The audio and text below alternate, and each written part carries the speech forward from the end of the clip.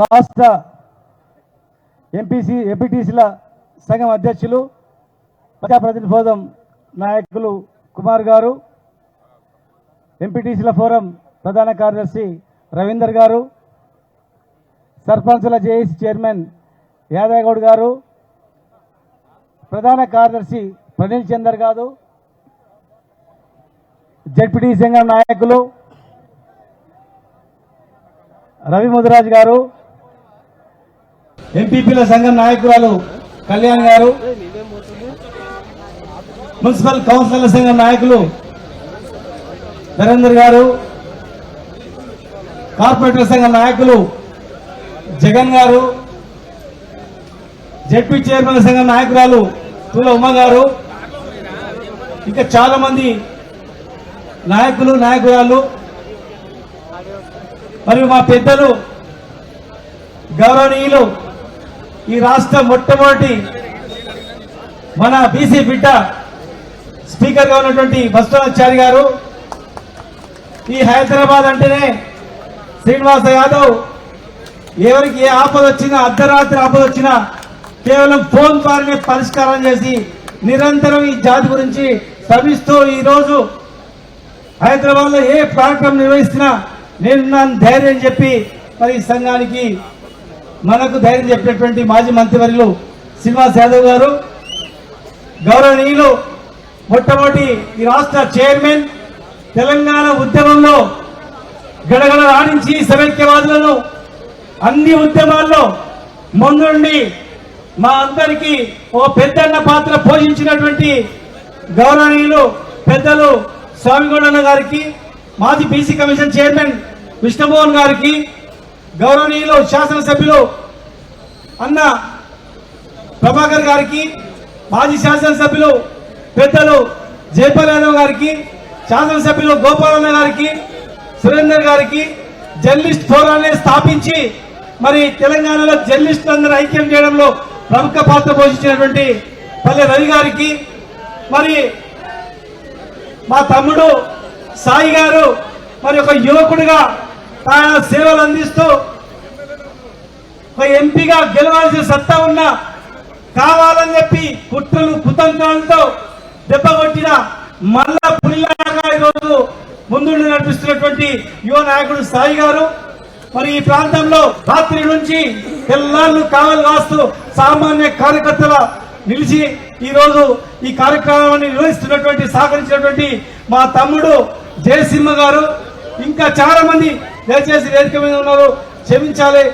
చైర్మన్లకు మరి ఎమ్మెల్యేలకు, మాజీ ఎమ్మెల్యేలకు, ఎంపీలకు అందరికీ కూడా మా తమ్ముడు మా అన్న పుట్టమది గారికి, జిల్లా పరిషత్ చైర్మన్, ఎమ్మెల్యేగా మరి ఆయన రక్తంలో ఎప్పుడు ఇట్లా కోసినా కూడా బీసీ అని అనిపిస్తుంది, అంత ఫెరోషియస్ గా కొట్లాడుతున్న పుట్టమది గారికి, మా రసమై బాలకిషన్ గారు తన గొంతకై ఇలా ప్రోగ్రామ్ అవుతుందంటే ఆయనే ఫోన్ చేసి అన్న మా టీం వస్తుంది, నేను మీ గొంతు అని చెప్పి ఈరోజు ఇక్కడ పంపించినటువంటి రసమయ్య గారికి, దయచేసి ఇక్కడ ఉన్నటువంటి పెద్దలు చాలా మంది వచ్చారు, కుల సంఘాల పెద్దలకు అందరికీ నమస్కారం.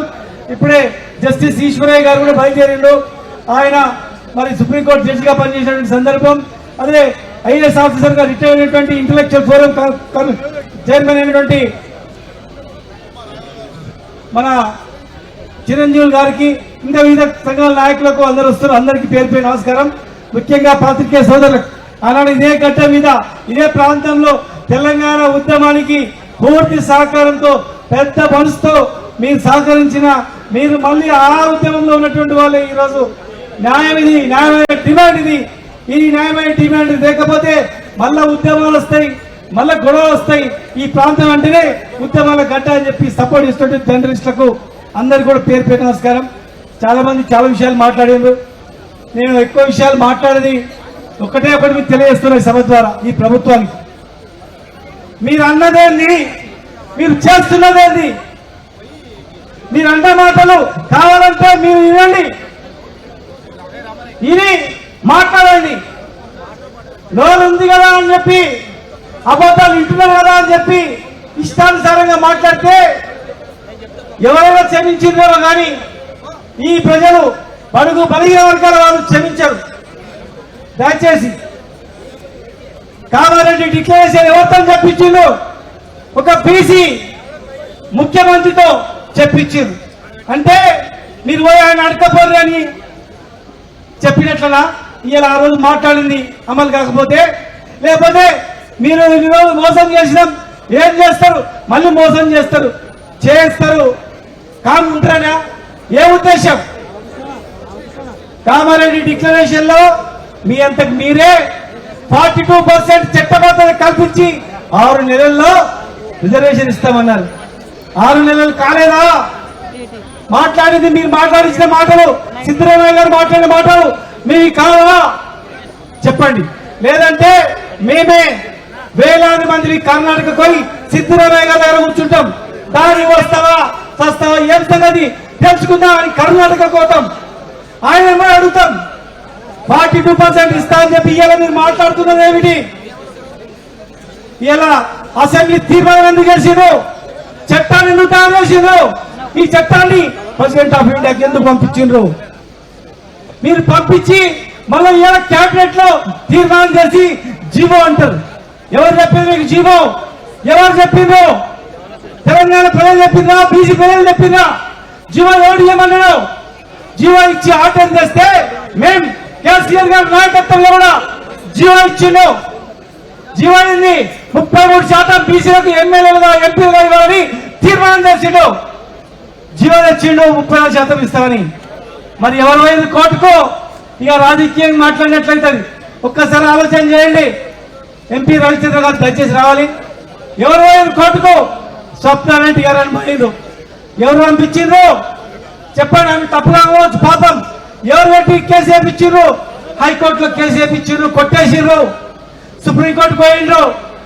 టీఆర్ఎస్ ప్రభుత్వం సుప్రీంకోర్టుకు పోతే సుప్రీంకోర్టులో కూడా కొట్టేసిండ్రు మరి తప్పని పరిస్థితుల్లో 50% రిజర్వేషన్ లోబడి 27%తో స్థానిక సంస్థ ఎలక్షన్ ఇచ్చినాం ఒకసారి మన కళ్ళ ముందర జీవో చెల్లదని తెలిసిన తర్వాత పక్కన మహారాష్ట్రలో జీవో ఇచ్చి ఎలక్షన్ మధ్యలో ఆగిపోయిన తర్వాత కూడా అది ఉన్నాక మహారాష్ట్రలో కూడా కేసులు కొట్టేసింది అది ఉన్నాక బీహార్ పాట్నాలో కేసు కట్టేస్తే జీవోలను కొట్టేస్తే అది ఉన్నాక ఇవాళ మేమేమన్నా అంగోటి కాదమా మేమేమన్నా చదువురానోళ్ళమా వెంకటరావులో బస్సు లేకుండా స్కూల్ లేకుండా బడి లేకుండా పేపర్ లేకుండా మమ్మల్ని అందరినీ కూడా అవగాహన వేసి కులాలందరూ కూడా మీరందరికి ఇదే పని చేసుకొని బతకాలంటే చేస్తే ఇలా మహాత్మా జ్యోతిబాపులే పుణ్యాన చదువుకొని గొప్ప వాళ్ళైంది ఇలా మీరు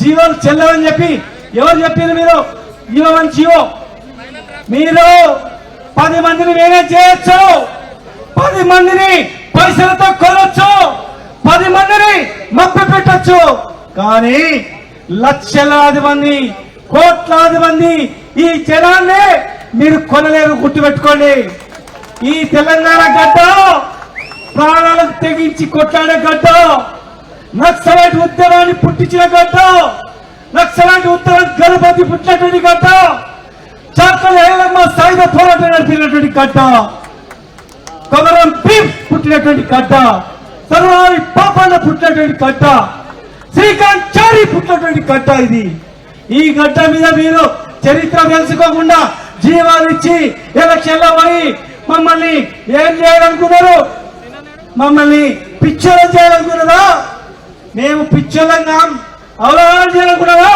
మేము అవగాహన మీరే అవలా అవుతారు మీరే పిచ్చోళ్ళు అవుతారని మేము తెలియజేస్తా ఉన్నాం ఈ రోజు ఇక్కడ వాళ్ళందరూ కూడా కట్టుబడి మేమందరం వచ్చినాం మేము ఏ పార్టీలో ఉండొచ్చు కాక ఆ పార్టీలో కూడా ఆ రోజు మేము 2 పాత సీట్లు వస్తే 2 రాజ్యసభ సీట్లు ఒకటి యాదవులకు గుండగరికి ముద్రాజులకు ఇవ్వాలని చెప్పి అందరం కూడా మా నాయకుడు ఇచ్చిండు మొన్న ఒక ఎమ్మెల్సీ ఉంటే ఒక ఎమ్మెల్సీ ఎంబీసీ కులాలకు ఎమ్మెల్సీ పిచ్చుకున్నాం ఎన్నో ఒక రైతులకు ఎమ్మెల్సీ సీటు వరంగల్లో ఇప్పించుకున్నాం మార్కెట్ యార్డ్లలో రిజర్వేషన్ ఇప్పించుకున్నాం ఎన్నో చేస్తున్నాం అన్నిటికన్నా 1000 కోట్ల విలువైన భూమి ఆత్మగౌరవ భవనాలని ఇప్పించుకున్నాం హాస్టల్లో ఒక బీసీ గురుకులాన్ని ప్రతి మండలానికి ఏర్పాటు చేసుకున్నాం చదువుకొని గొప్ప కావాలని మా నాయకుడు ఆ రోజు ఏం అడుగుతుంది మీరు రాసుకురాపోండి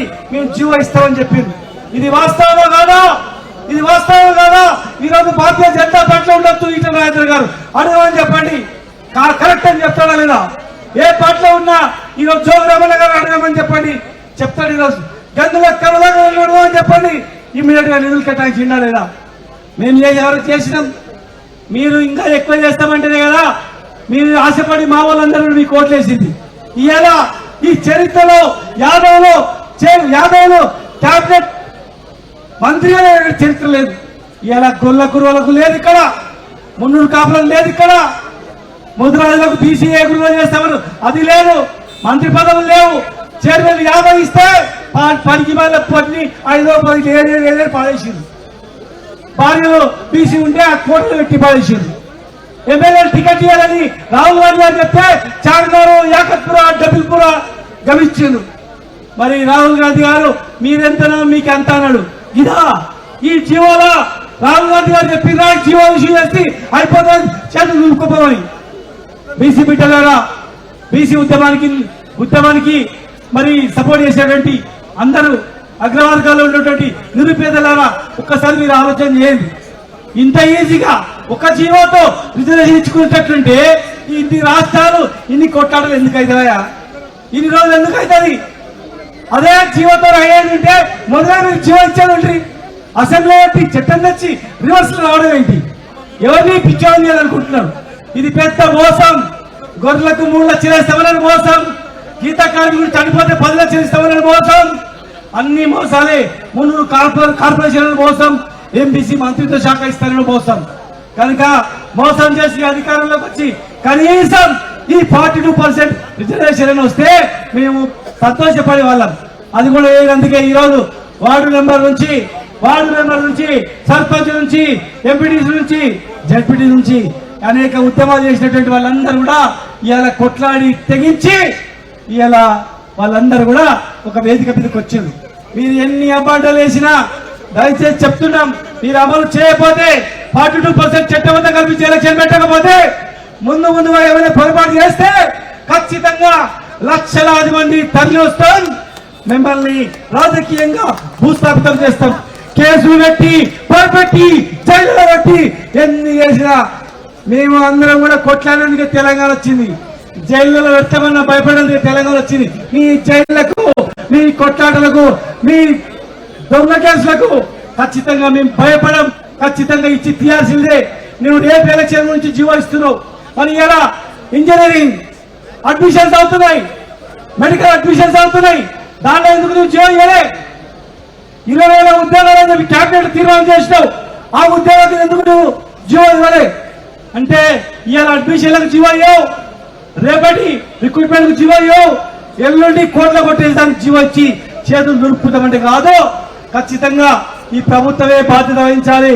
ఆ ప్రభుత్వంలో ఉన్నటువంటి బీసీ నాయకులు కూడా ఖచ్చితంగా గలమెత్తాలి. మిమ్మల్ని ప్రజలు చూస్తున్నారు, గమనిస్తూనే ఉన్నారు. మీరు భయపడకండి. ఆ పార్టీలో 20-30 ఏళ్ళు పనిచేసినటువంటి నాయకులు ఉన్నారు. వాళ్ళకు కార్పొరేషన్ చైర్మన్లు వస్తలేవు, వాళ్ళకు గౌరవం లేదు, ఎమ్మెల్సీలు వస్తలేవు, మంత్రిత్వ శాఖలు లేవు. ఇచ్చిన మంత్రిత్వ శాఖ పనికి మానేస్తున్నారు. మా శ్రీగారి గారు చెప్తున్నారు, ఆ శాఖ వచ్చింది నాకు అదృష్టమా దురదృష్టమా ఒక్క పైసా లేదని చెప్పి. మీరు మా నాయకులను ఇబ్బంది పాలు చేయాలన్నా, అబాస్ పాలు చేయాలన్నా తెలంగాణ ప్రజలు నమ్మరు. ఖచ్చితంగా ఈ 2 డిమాండ్లు నెరవేరేంత వరకు నిరంతరంగా మా ఉద్యమం కొనసాగుతుంది. ఇది అంతం కాదు, ఇది ఆరంభం అని చెప్పి మీ అందరు కూడా హెచ్చరిస్తూ, మరి మీరు ఆలోచన చేయండి. ఏ నాయకుడు మీ హక్కులు తెచ్చుకున్నారు, ఏ నాయకుడు మనకు అన్నం పెట్టిడో ఆలోచన చేసుకోవాలా. అన్నం పెట్టిన నాయకునికి మనం ఖచ్చితంగా అండదండలు ఉండాలి. మన జాతికి మోసం చేసిన వాళ్ళకు కూడా ఖచ్చితంగా ఎక్కడ వాత పెట్టాలో అక్కడ వాత పెట్టాలని చెప్పని మీ అందరూ కూడా తెలియజేస్తూ జై తెలంగాణ. దయచేసి ఎవరు కూడా ఫోన్ జై తెలంగాణ, జై బీసీ, జై బీసీ, జై జై బీసీ.